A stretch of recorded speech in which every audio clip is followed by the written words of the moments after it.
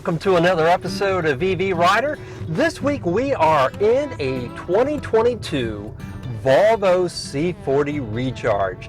The C40 Recharge is Volvo's second production pure EV, which follows the XC40 Recharge electric SUV, while the C40 is styled more like a hatchback sedan. The C40 Recharge has an estimated EPA range of 226 miles per charge. Its two motors produce a total of 402 horsepower and 486 pound-feet of torque. So this car is surprisingly fast. So if I gun it, which I'm going to do right now, it does throw me back in my seat quite well, actually. The Volvo will technically get to 60 in about 4.5 seconds. The reason I say technically, I've already seen some automotive journalists that are beating that time. The Volvo C40 Recharge weighs 4,700 pounds. Another thing I'm really enjoying about the Volvo C40 is its riding dynamics. It's very composed. It corners nice and flat. No drama in the corners. It almost belies the weight of the car. So let's go ahead and take a corner right here. We're taking it fairly quickly, and this is a bumpy corner.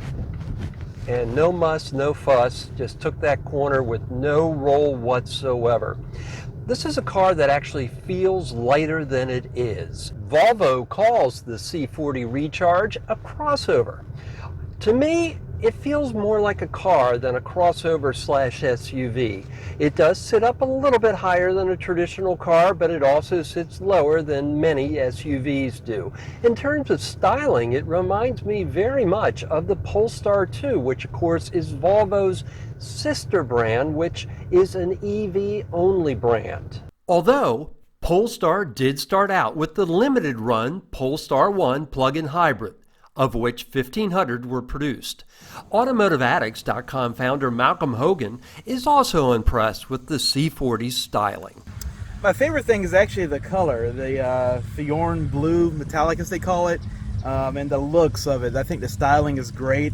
It doesn't look like a typical hybrid or some of the funky styled EVs out there, but the styling of it is pretty spot on. It looks great. It's a good looking vehicle. It's got those, Thor hammer LED running lights, It's got that typical Volvo look, but I think some of the downfalls, unfortunately, are, the infotainment system are just not as user friendly as I like it to be. Just a lot of little quirks, here and there inside the vehicle. EV Rider also experienced a few quirks. The play/pause button on two of the Android automotive apps would flicker from time to time, although the same apps work perfectly during another trip on the same day.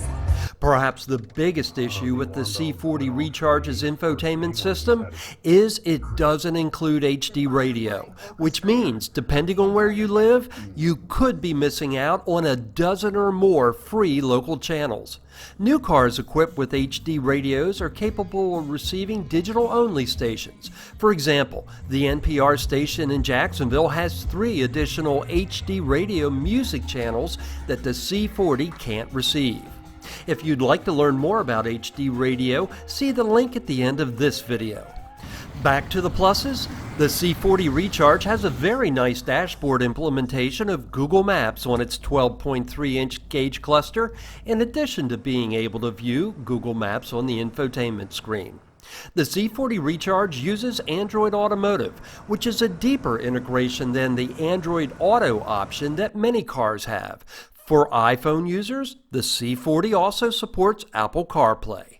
If you're a person that just wants to get in a car and drive, I think you're going to like the C40 Recharge. One of the things that's different about this EV as compared to some, and gas cars for that matter, is it doesn't come with a bunch of modes. You don't have to dig through a menu or flip through buttons to select sport or normal or economy or that sort of thing. You just get in and go. The same holds true for one-pedal driving. You turn it on or off with no varying levels of regen.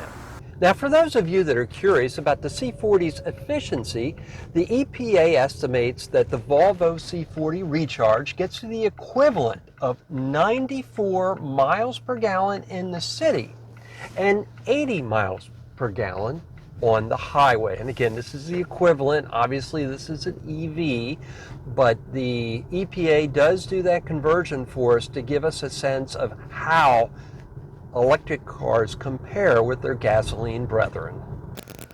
The C4 Recharge comes with a 78 kilowatt hour battery. Now, out of that, 75 kilowatts is usable. So Volvo has decided to give what's considered to be a pretty small buffer. Many manufacturers hold back a higher percentage of the battery from use with the idea that will help batteries last longer and prevent a more noticeable drop in range over the years.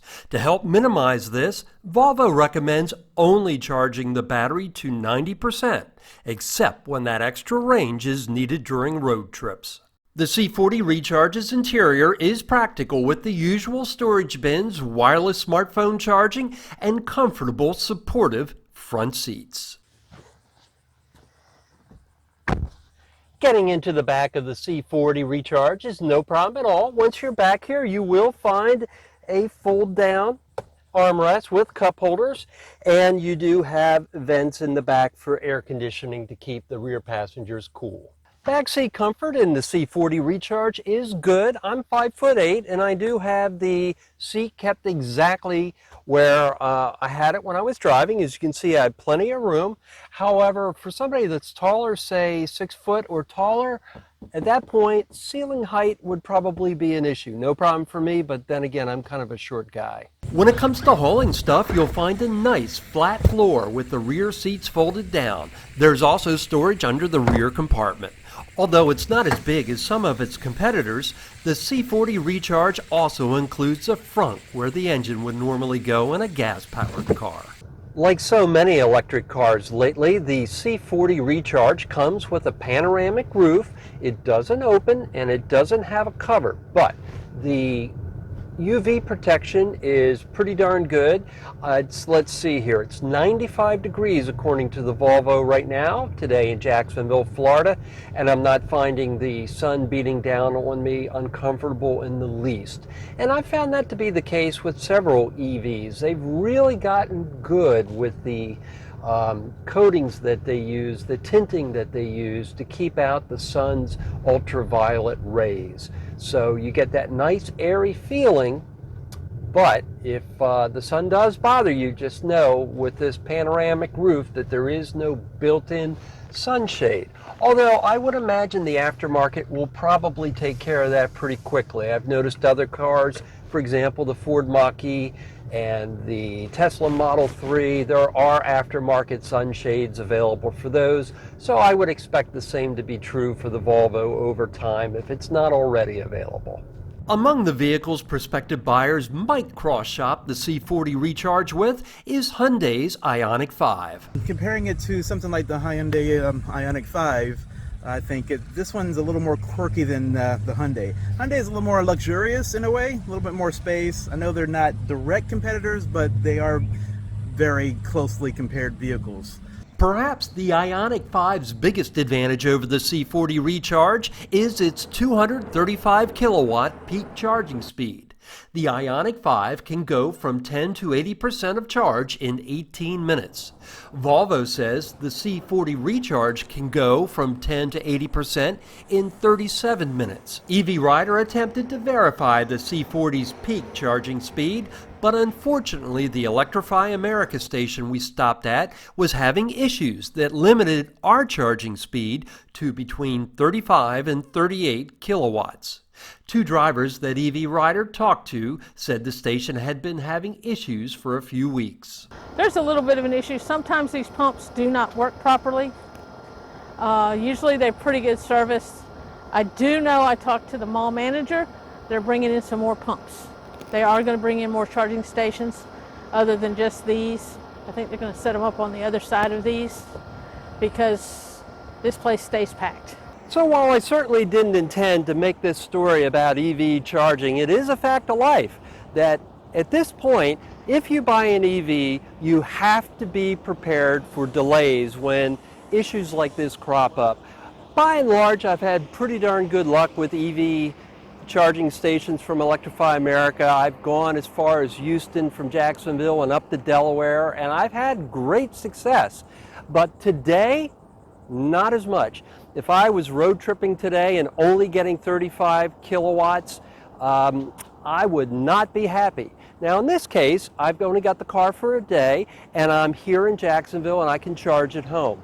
So for me, this was really just going to be a test to check out the speed of the recharge and see whether or not it lived up or exceeded its peak advertised rate of 150 kilowatts.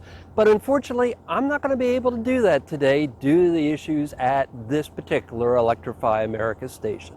Now, EV Rider did reach out to the media department of Electrify America, and here's what they said. Electrify America could not confirm what Dawn was told by mall management, but EA spokeswoman Tara Geiger told EV Rider, quote, "Our team is continuing to conduct a thorough review of the chargers at the Jacksonville station, and we are working to get these chargers back to full functionality as soon as possible." Getting back to the C40 Recharge, among its other features is adaptive cruise control with limited lane-keeping steering, along with over-the-air updates to potentially introduce new features and refine the car's software. Volvo is keeping the C40 Recharge pricing pretty darn simple. It bases at $58,750. On top of that, you can add 2 extra trim levels that'll push that price to just under $61,000. The C40's build quality felt top-notch. For the most part, I've been impressed with Volvo's C40 Recharge, especially the handling and performance. And that's going to wrap it up for this week's edition of EV Rider. If you've enjoyed it, I hope you'll subscribe to my YouTube channel and give this video a like so I can bring you more adventures in EV motoring. Thanks so much for watching.